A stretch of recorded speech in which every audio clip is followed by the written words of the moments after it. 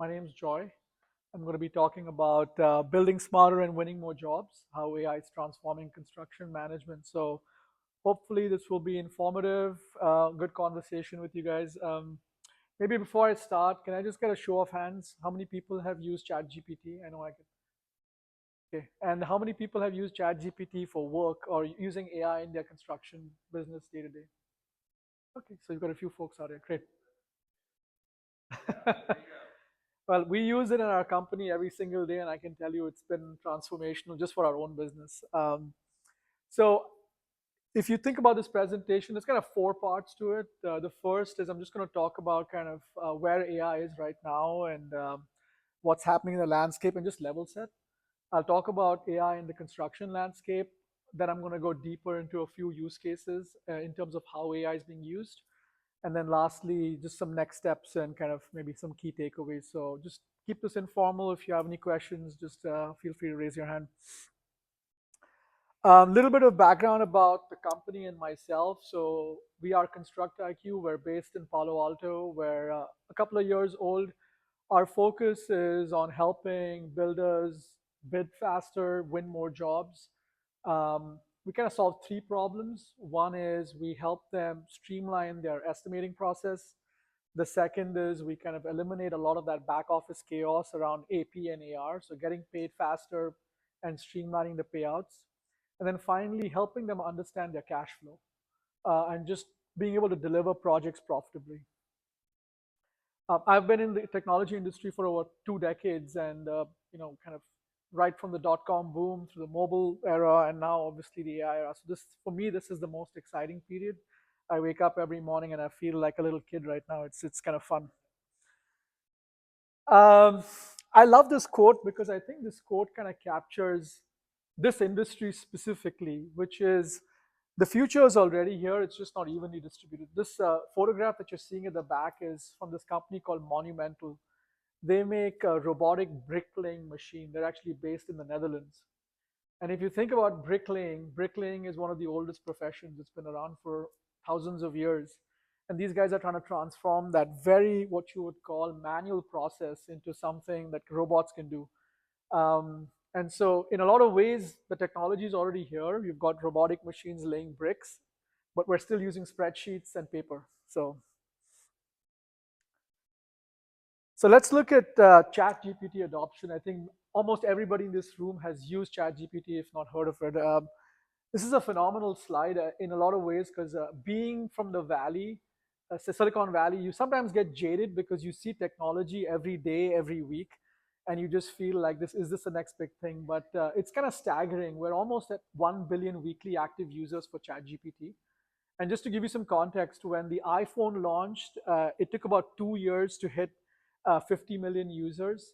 ChatGPT hit that number in 5 days, 1 million users in 5 days. So it was just, the growth has been insane. And I think we're past that hype phase now. It's there, it's real. People are using it in their businesses and they're actually getting stuff done. So it's a really interesting time. Let me kind of give you 3 examples of how AI is being used in very practical ways in other industries before I get into construction. So I think everyone's familiar with Shopify. They're an online marketplace. So if you have an online store, you would use the Shopify platform to launch it.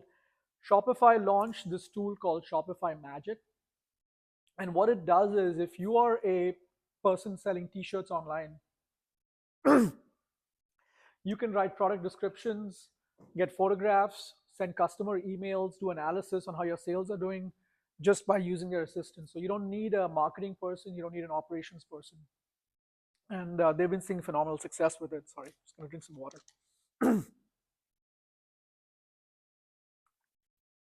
This example is interesting. Goldman Sachs is a very large investment bank. They recently deployed their AI assistant across the entire company. And their AI assistant learned tens of thousands of documents for the bank across the last 20, 30 years. And the CEO recently said that their AI assistant can now draft what's called a prospectus for a company going public within days. It used to take them months to do this. So they're now seeing productivity increases by 90%. And then finally, I like this example a lot. Entertainment's kind of a fun example. Lionsgate is the company. It's a production studio in Hollywood. They make movies. They made John Wick, and they're partnering with this company called Runway. And what Runway does is it basically makes AI videos. So whenever a movie gets released, you've got to make a bunch of different trailers for different markets in different languages. You've got to make PG-13 trailers, and all of this takes a lot of time, months sometimes. These guys can now do it in days, even hours. So it's phenomenal the amount of productivity gains that they've gotten.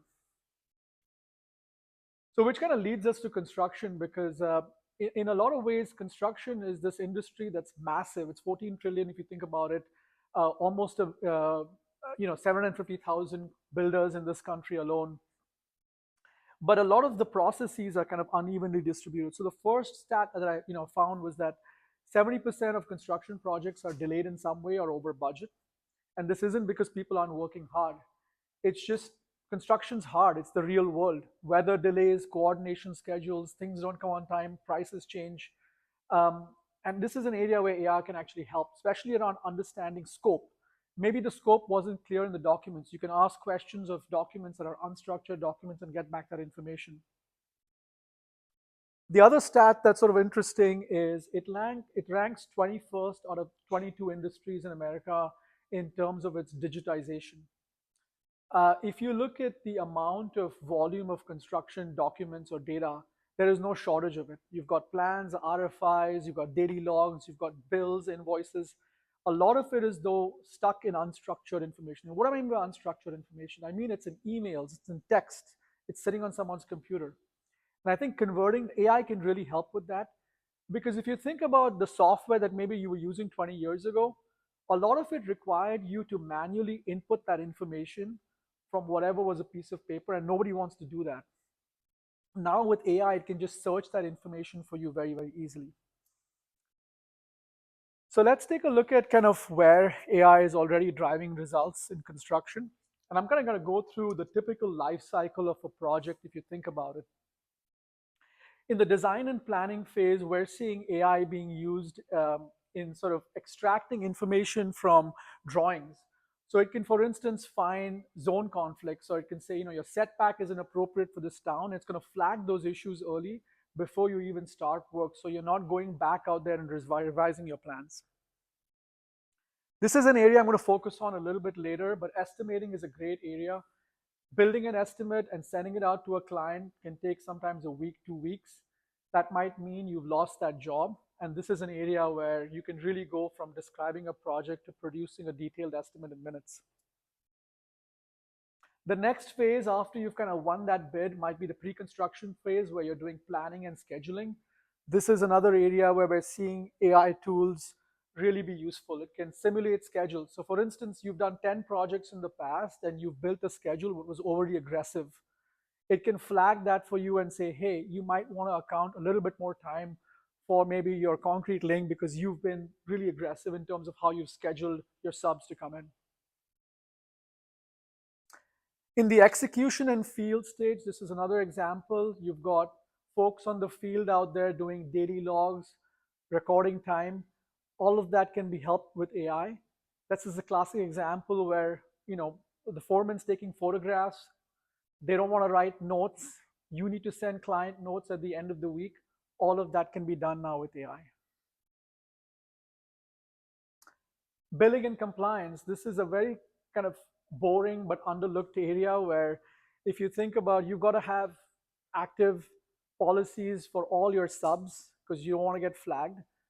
AI can now detect and warn you in advance which ones are going to be expiring soon and automatically renew those for you on your behalf. And then finally, in closeout and analysis, at the end of a project, AI can kind of analyze your budget versus your actuals and kind of recommend for you where were the cost overruns. What are the adjustments you need to make on the next bid that you might do so you're staying profitable? So, it's helpful to maybe take a step back and understand what are the capabilities that AI has as you guys start evaluating for your own business solutions.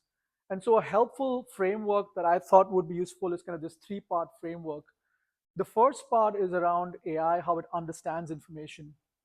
So if you think about it, this is the part where it's dealing with any kind of information, whether it's a document, it might be a note, it might be an image. The next phase is kind of what it does with that piece of information. Once it's understood that information, it needs to analyze that. And then finally, it needs to act on that in some way. So let's go into each of these a little bit more deeper. So before AI can act on any of your decisions or even analyze your decisions, it needs to understand exactly what that information is. And this is where there's been tremendous advantage with large language models. You guys might have heard that term. If you think about what ChatGPT is and OpenAI is, they have these large language models. What they've done is they've analyzed or really trained on this massive corpus of data across the entire internet, every digital piece of information. And then it can basically take any piece of information and make sense of it. So when you ask ChatGPT, was the kitchen wall approved for removal? It understands what a kitchen wall is. It understands what an approval means in the context of construction. The next is around speech to text. Speech to text has been around for a while, but I think what's interesting right now is, again, in this notion of understanding context. Especially if you think on a job site, you might be taking notes out there. It can translate that speech to text within the context of construction. Image and video understanding is another classic example. We're actually using this in our product today, and I'm going to show you guys some examples of this where PMs or soups can walk through, take photographs, and kind of show anomalies on the job site as well. And then finally, document and data extraction. There is so much documentation that's in this industry, everything from plans and RFIs. You need some way to make sense of those documents. So once it has understood what the intent is, the next sort of action, or rather the next step, is analyzing that information. So one example of how it might do that, or capabilities around summarization. I'd use this function almost on a daily basis in a lot of ways. I have to send out my notes at the end of this conference to our team back home. I might have raw notes. I might just ask AI to summarize all those notes for me into 3 bullets. I'm sure all of you are doing this as well. But a classic example might be in construction. You need to send an executive summary of a proposal to a client. The client doesn't need to know all the details. You can ask AI to summarize that proposal for you so it's human readable and the client can understand what that might be. Classification is another example. Let's say you receive a bill from or invoice from your vendor or your sub. That invoice is going to contain a set of line items. Well, someone needs to go ahead and map those line items to the budget items for your project. AI can do that for you. It can classify that information for you. Anomaly detection is a great example as well. Maybe you're taking photographs of the job site. It detects, based on looking at the image or the video, that the work wasn't done as per spec, and it can flag that. Or maybe someone logged time against a phase of the project which hasn't even started yet. And then lastly, around prediction.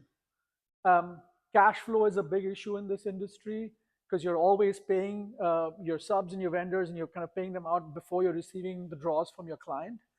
And so AI can now predict based on historical patterns, hey, you might have a cash flow issue in 6 weeks. And then finally, the last step is kind of what does it do after it has understood the information, analyzed the information. The last step is really around acting. And so this is kind of the last step of that process, if you want to think about it, which is all the ways it can output that information. It can even trigger workflows automatically. So let's say that you've got a schedule, you've built a schedule, and what is the sort of old way of doing things? You've got a project manager out there that is marking items as to-dos as being complete. Well, AI can do that on your behalf. If it reads the daily logs, if it reads the notes, if it knows that the work has been done, it can automatically mark those items as being done on your behalf. And then finally, suggesting and recommending. Okay, so let's go deeper into 3 different use cases where AI is actually being used. I'm going to go through each. I'm going to go through estimating a little bit deeper, and then I'll talk about daily logs and certificate of insurance as well. So estimating is I've spent the last couple of years going through, I don't know, hundreds of thousands of estimates from contractors across the country, and kind of the pain point that they always describe to me. It's a lot of remodelers I've spoken to, new home construction, is it's a painful process. And it's a painful process. Some of it is just you cannot avoid the work. You've got to do takeoffs in some cases. You might have to take measurements and go on site and do walkthroughs. But the process of building an estimate is still quite manual. Usually it's done with Excel spreadsheets. Sometimes it's done with PDF files where after the estimate is done, they have to go in there and nicely format that estimate for their client. That might take a week. They have to get those bids out in time because they want to win those jobs. But if you're too fast, you might rush. You might not price your project correctly, and you might be at a loss. So this is a real pain point. And a lot of the knowledge around estimating is sort of in one person's head. I had a call with one of our customers last week, and he's bringing on a new partner. And I was having this conversation. I'm like, how do you price your projects and how do you calculate costs? So he was kind of doing all the mental math in my mind. He's like, this is, the flooring costs this much per square foot, then I add this much for my labor. And I'm like, okay, so you're bringing on this new partner. How are you explaining this to him? He's like, I don't know. I have to kind of teach him how to do this. And so it's an apprenticeship model. The challenges on the technical side are also interesting. First is no two projects are alike. House conditions are different, soil conditions are different, rules are different. Second is customer inputs are vague or incomplete. So, customers kind of describing their scope in some way, and you've got to translate what they want into action. A lot of time, the cost breakdown information is incomplete. So, for instance, we've seen estimates from a technical challenge perspective. You want to train the model to give you an accurate estimate. Well, a lot of the data we get from our clients are actually client-facing proposals which don't even have the cost information. So we just have a very long paragraph with a price because that's what you want to show your client in your proposal. So you sometimes have to deduce what the cost is. There's also a lack of common structure. Some GCs include labor and material in one line item. Some might do a more detailed breakdown by unit pricing. So it's kind of really, really varies a lot. And lots of varying assumptions around wastage, contingency, markup, margin. So how do you solve this problem? So the solution is kind of what we've built. This was an interesting problem. So the first step of this process is to take in that understanding of the human input. So we support natural language input in multiple languages: English, Spanish, Portuguese. So you can understand if you're a builder, you can describe that project in words. You can put in measurements, you can put in conditions, you can put in the scope that you want to get done. The next is its location and margin aware. So based on the address that has been entered in, it will use the local labor rates, and it will use sort of best-in-class pricing for that local region. So for instance, it has data from industry sources, both for vendor pricing, as well as subcontractor bids. But it'll also use your own sort of mechanisms. So for instance, we'll use your historical data to calculate the pricing. I'm going to show you a brief video that kind of shows this in action. So you start by, you've got this project out here for a remodel. You're going to start by basically, there you go. So you start by creating an estimate with AI. You select your project type. This is a kitchen remodel. This is a sample prompt. You can see there's details around sort of an 8-foot non-load bearing wall, the size of the kitchen, some appliance details. And at this point of time, once you've sent this with the address, AI is analyzing this brief description of the project. It comes back with a detailed scope of work broken out by phase. You can even see it's actually extracted out the measurements. I'll just pause that for a second. So it's kind of broken it out by phase. It's actually extracted out measurements. It even makes some assumptions around kind of what needs to be included in scope. And it has a lot of detail around material pricing as well. Now, you might have prepared, you might be happy with the scope, but you might find out that in this case, actually, I'm just going to go back a little bit. So you might like the scope, but the client might change their mind and say that they wanted to add a wine cooler, or they want to change the finish from countertop, from quartz to marble. So you can kind of chat with the AI and ask it to update the scope in real time, and it'll go ahead and update that scope in real time and make these adjustments if it needs to. And then once it's kind of updated that scope and you reviewed this, you can just hit next, and it's going to come back with a detailed estimate broken out. So you can see that it added the wine cooler out there. It added to change the countertop to marble. It was quartz before. It even includes best practices around wastage. So it knows, for instance, linear square feet, maybe you need 10% wastage. And then finally, you get a detailed estimate out here, broken out by phases. You can make adjustments if you want to. So this is an important aspect around human in the loop. You don't want AI taking over completely. You always want to be the last person that kind of reviews this before you send it out. You can ask questions right now. For example, especially in the kitchen design, there's no way for this machine to ask us questions to make sure that the result is a little bit more accurate. For example, what type of appliances are you panel regular appliances? Yeah. Do you have the exhaust fan already? Is it downdraft? Is it 1,000 questions that can answer quite significantly? Yeah. Is the electrical system up to code? Do you have designated circuits each and every one of those? Very crucial information that have significant impact on cost. Yeah. And just there's any way to have some kind of an interaction that we're going to interview by this machine to make sure we get it better. Yeah, it's a good question. It's something we plan to add soon. I think the goal is out here to give you a baseline estimate that you can always refine on top of. So the assumption here is that you're working off of a brief description of the scope that has enough detail for it to make. And so, for instance, your pointer on appliances, you can still adjust the grade if you want. And it'll also kind of look at your past historical data. So if you're someone that's doing more high-end finishes, it'll kind of use that data and that pricing to influence it. But to your point, absolutely, you want to add that capability where it's also prompting and asking you for questions. This software have the ability to analyze the floor plan or a design, come up with a cost. It's coming soon. We're going to add not at not at the moment. Yeah. So I've walked you guys through kind of a sample flow of what that estimate looks like. And kind of the other piece of this is the entire workflow post AI.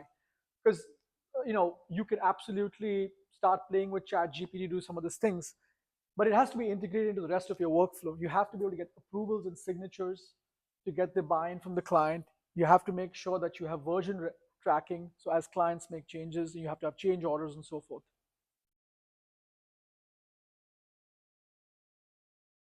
All right, the second kind of example I want to give you is around daily logs. This is something that, again, happens, as the name suggests, on a regular basis. And, a lot of customers we've spoken to, one of the customers we spoke to, she said, I have my foreman taking great photographs. I just can't get them to write a single word to describe what exactly happened that day. And so, the sort of the old line, which is a picture's worth 1,000 words. It's like, well, how do we have AI just generate those, maybe not 1,000 words, but 20 words to describe kind of what that work that was done? So with this feature, you can have folks just upload images. With the click of one button, it can generate a detailed summary of what happened that day, including the weather conditions. So it has sort of understanding as well based on location, what the conditions were. But not just that, usually you're not sending out dailies to your client. You're probably sending out Friday summaries or weeklies to your client in terms of progress. So you can actually take the entire week's data, take 20, 30, 40 images, find the best images that kind of show and build a progression or a story to tell the client kind of what happened that week. Was there rain on Wednesday? And so the work got delayed. Framing got done. This is what's coming up next.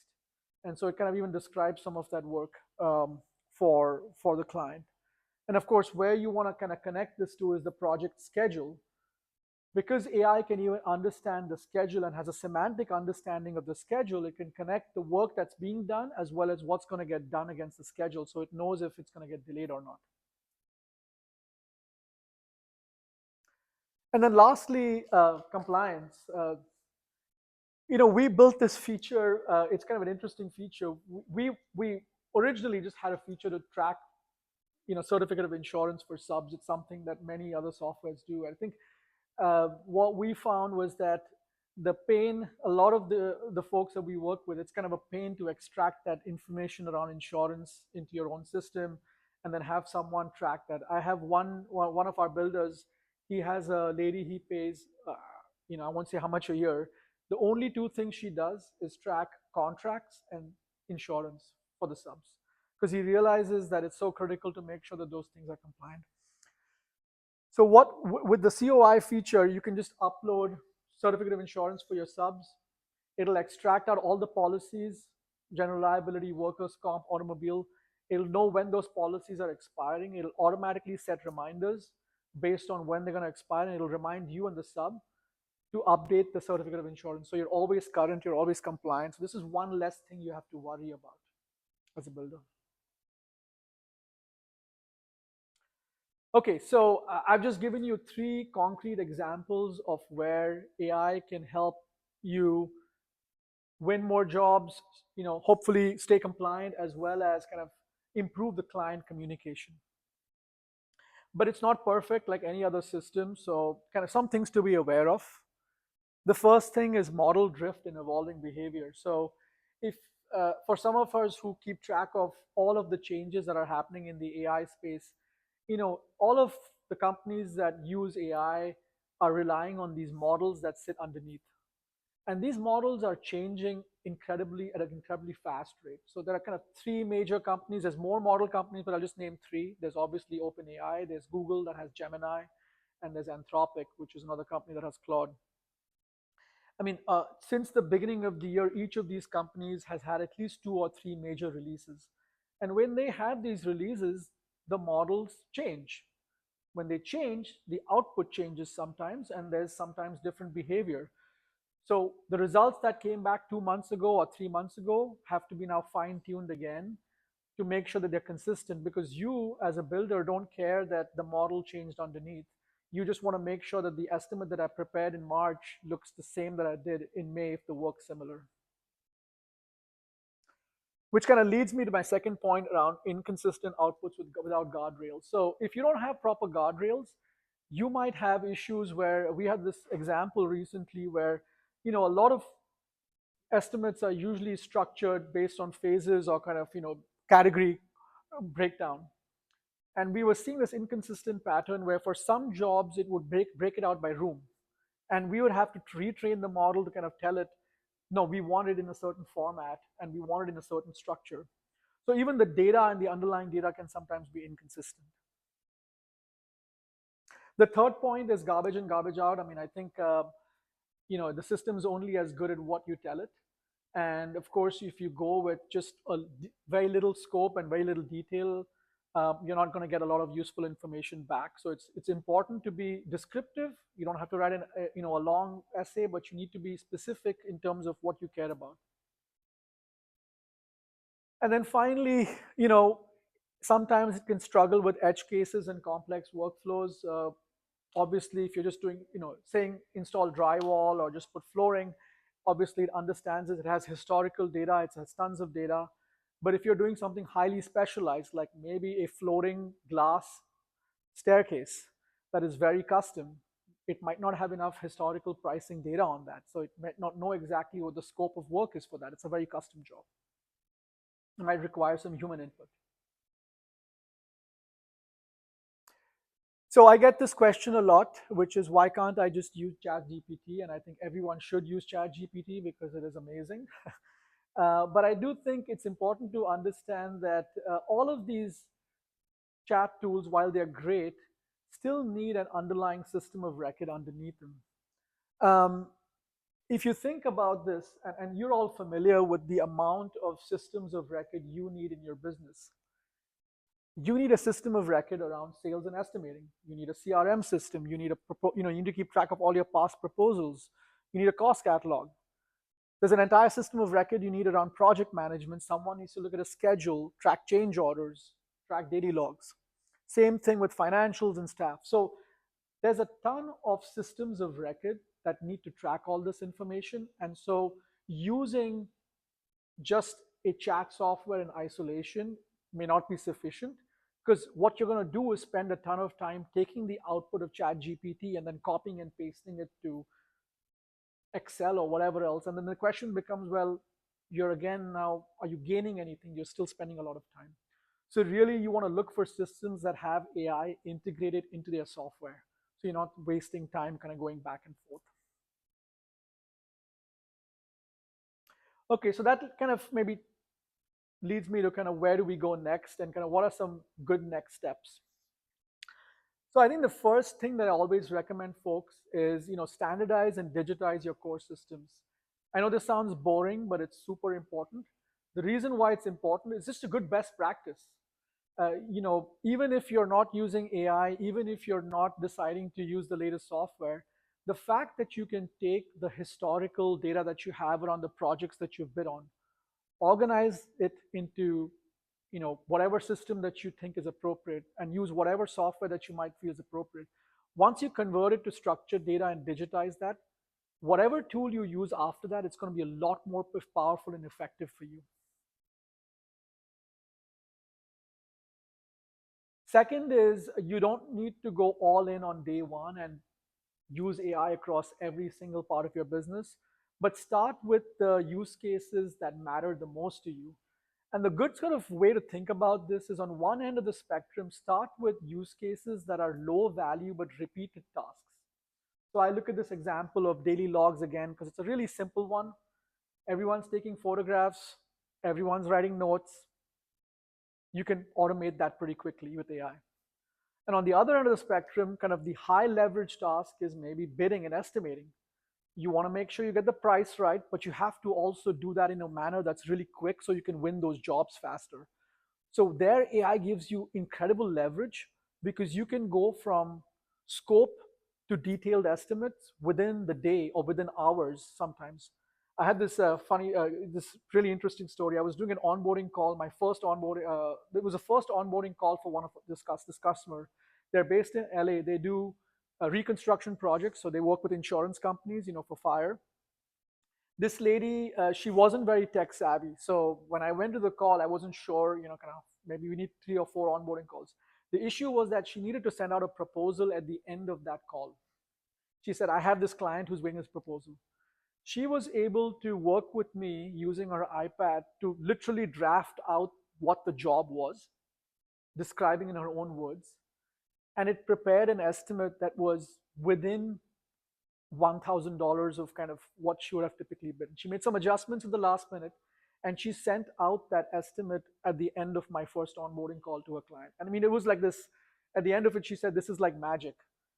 And it was a phenomenal kind of call because it kind of shows you the power. Sometimes, when you see your own product every day, you kind of get jaded, but this kind of shows you that there are some use cases where this matters a lot.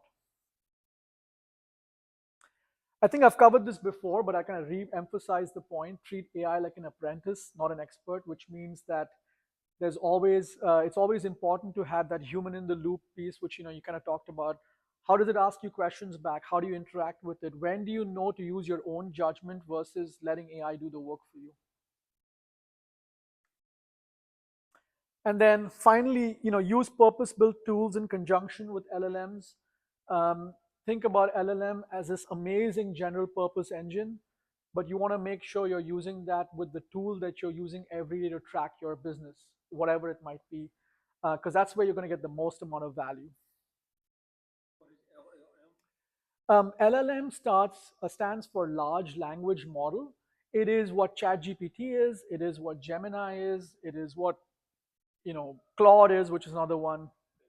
Yeah, this is probably the biggest innovation slash, I would say, the new thing that has come out of AI. AI has been around for the last 15 years in some ways, but I think generative AI, which is kind of what we know of AI as today colloquially, is really thanks to these large language models. You program it yourself. I used to be back in the day. Now I kind of work with engineers and programmers a lot. How do you define the LLM? Just a database with a good search engine that can give you translate what you're looking for. Yeah, it's a great question. I think the best way to describe an LLM is, so it has been trained for for a very long time on this massive corpus of knowledge. Think about every piece of digital information that's known to us, these machines have been trained on. And by training on them, they have built basically a model, which is why it's called model, and it predicts what it needs to say next. I mean, at a very, very basic level, it is literally predicting what the next word should be in the sentence that's coming out when you see it coming out. But there's obviously sort of two phases. It has to be trained on this massive data set. From that training, it basically predicts what the next likely outcome should be for this. So when you type in a query and you say something like, write me a poem about construction, it knows what a poem is, it knows what construction is, and it basically comes up with sentences and words that are most likely to follow each other. And that's at a very basic level, but obviously at a very much more powerful level, it's able to reason and think like a human, which is where these large language models have gotten today, where you can take a very complex problem, give it a very complex task, it'll plan that task, break it out into subtasks, and do that work and come back. It's almost like humans in a lot of ways, because if you think about a task that would be given to us to say, go build this house, let's say, which is the kind of the example out here. Well, you have to kind of think about that task in human terms. What does it mean? Okay, where is the house located? What is the conditions of the house? Do I have the right permits? Then do I have plans? What is the budget? So you're going to ask a series of questions. Once those questions get answered, you're going to build a plan. You're going to go send bids, get those bids back, build a schedule.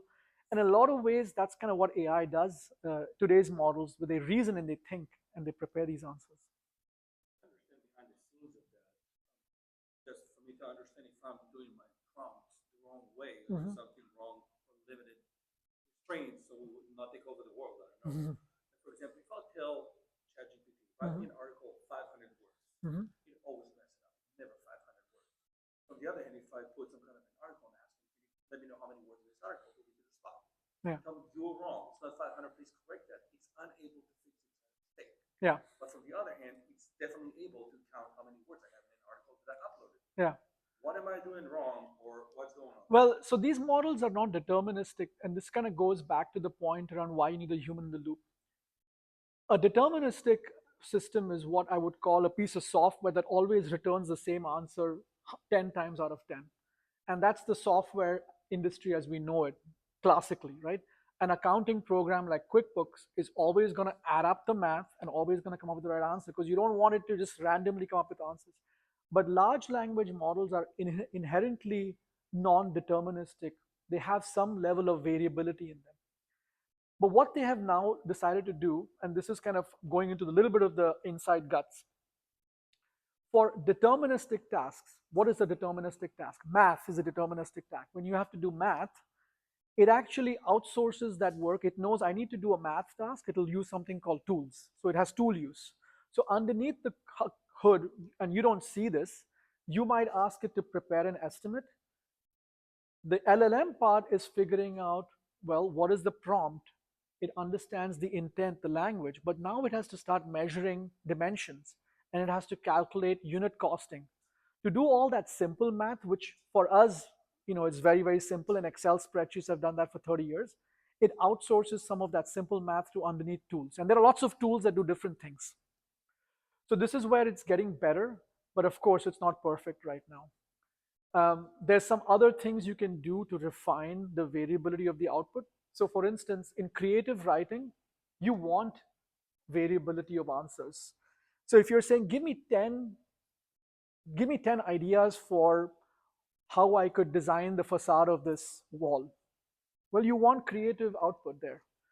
But if you want it to basically come back to you with little to no variability around the same kitchen remodel that you're doing, you want it to basically reduce that variability. So there's ways to control some of that information. I don't know if I answered your question, but yeah. What else?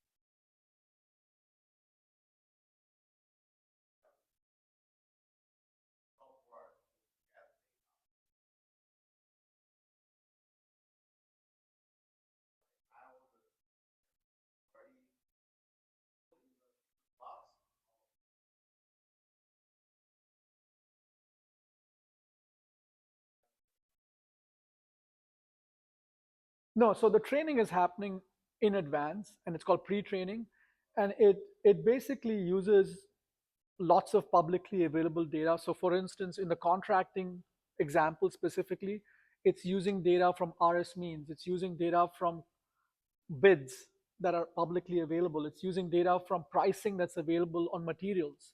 And so it has a lot of information, aggregate information, and it even has sort of good baseline assumptions around kind of what are typical margins. Like, for I give you the example of wastage, right? It has looked at hundreds of thousands of proposals and estimates and looked at bids, and it knows typically what those margins need to be. And so based on that, it has learned. But it's also learning post that. So, as for instance, our customers are uploading their own estimates into the system, that data is obviously contained within our system, but it gets better and better for that customer the more they use it.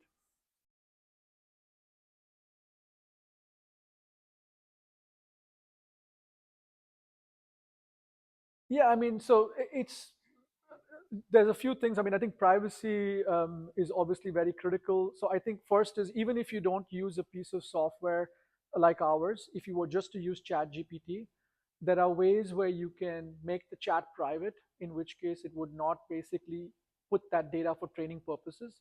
There are also special types of accounts you can sign up with OpenAI, where those accounts, like a business account, your data is contained to your business only, and it doesn't take your data in training. But it's not going to leak your data in the traditional sense. It's not like, for instance, if you were to upload your estimates to a software company, and that software company had a breach, then all your estimates would be leaked. It doesn't work like that. It's using the collective inputs of everybody that is uploading and sending information every day to just get smarter collectively. So your specific estimate may not show up for another customer. It's just going to be used as an input for training.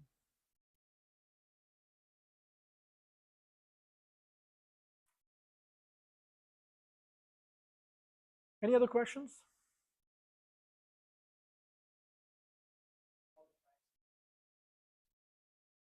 Yeah.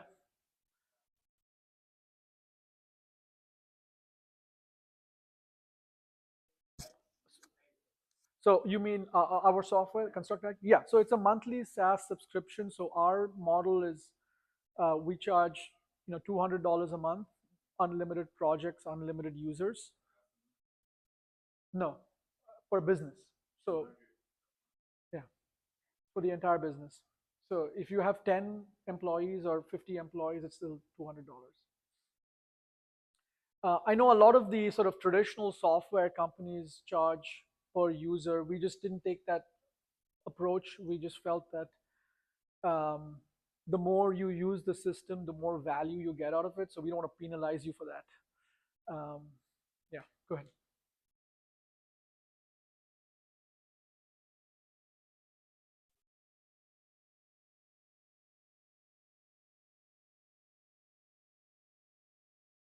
Yes,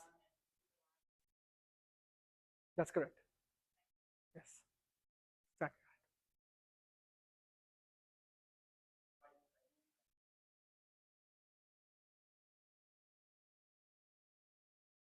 Yes, we have. I mean, so again, for Construct IQ, I'll talk about this.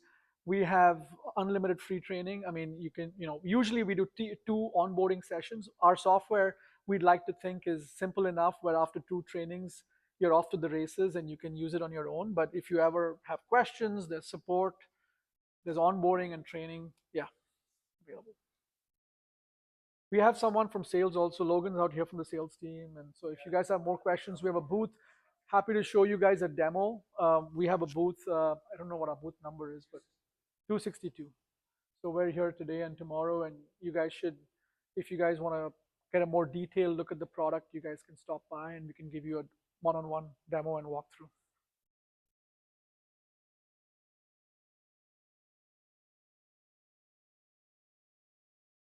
Yes, I will send out, if you, my email address, and I should have put it, is very simple. It's joy@constructiq.com. But I do have a list of all the people who've registered for the talk. So I'll send a PDF version of this presentation so you guys can get it.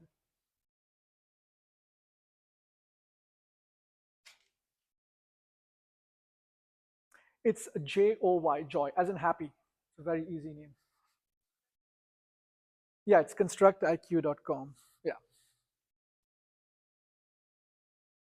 What do you think differentiates your software versus all the platform in the market Our software versus everything else. Um, yeah, I mean, listen, there's this is a I consider this to be an interesting time. Having now been doing software for over 25 years and seeing .com, we're in the early innings of AI. So my philosophy personally is that you want to bet on teams and on products that are moving fast and have experienced teams and have scaled products before. And our approach has been always that we don't claim to know all the answers. We're good students. We have a really talented team and we move very fast. And so that's kind of what makes us successful. We've got folks who have deep construction industry knowledge in our company, but we've also got folks who've got deep knowledge around scaling technology systems at large scale.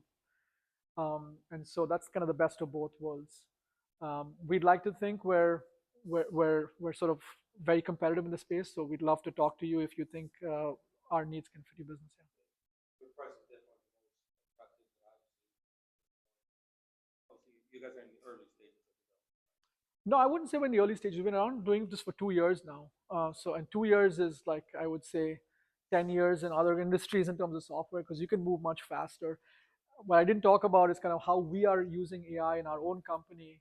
And some of these things can even apply to you sort of generally. So we use AI in our sales teams, we use AI for our marketing teams, we use AI in our product development. So we're using AI across the entire company to kind of make us much more productive.